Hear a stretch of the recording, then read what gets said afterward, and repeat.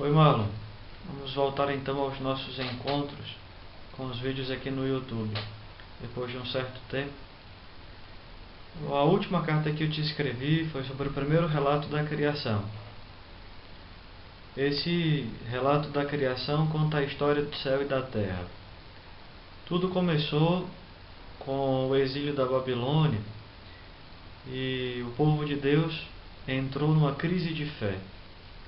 Eles se perguntavam, diante da experiência do exílio e diante dos deuses, dos ídolos que eles encontravam no território da Babilônia, quem era o Deus verdadeiro?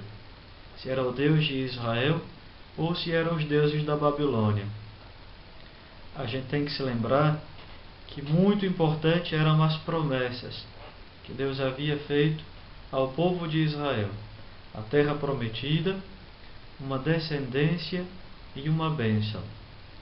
Mas naquele momento do exílio, o povo de Israel nem estava mais na terra, muitos dos filhos haviam sido mortos, famílias haviam sido separadas, e por isso não existia uma realidade de bênção, mas sim uma realidade de maldição. Por isso a crise de fé. Eles se perguntavam quem era o Deus verdadeiro. Porque naquele momento quem estava saindo vitorioso eram os babilônios. Os sacerdotes, porque não tinham mais o templo, queriam reforçar a fé do povo de Israel. E então criaram o relato da criação, certamente inspirados por Deus. Isso a gente não pode deixar de acreditar, nem pode é um detalhe que não se pode deixar de lado. Necessariamente nós temos que levar em consideração. Foram inspirados por Deus para que o povo não se perdesse. E a pergunta era: os deuses da Babilônia, que eram o sol, a lua, outras figuras humanas que tinham, por exemplo, efeito sobre a chuva, sobre a fecundidade, quem tinha feito tudo isso? Certamente foi o Deus de Israel.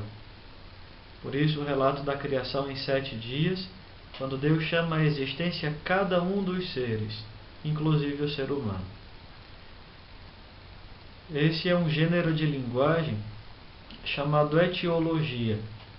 Como eu já te dizia na carta, a Bíblia não é um livro de ciência, é um livro de fé. Ela deseja contar uma realidade de fé. De fato foi Deus quem criou todas as coisas, quem chamou tudo à existência, inclusive o ser humano. E eles contam esta maravilha de Deus, a criação, por meio daquela história do primeiro relato da criação. Lê e procura aprofundar. Um grande abraço. Valeu.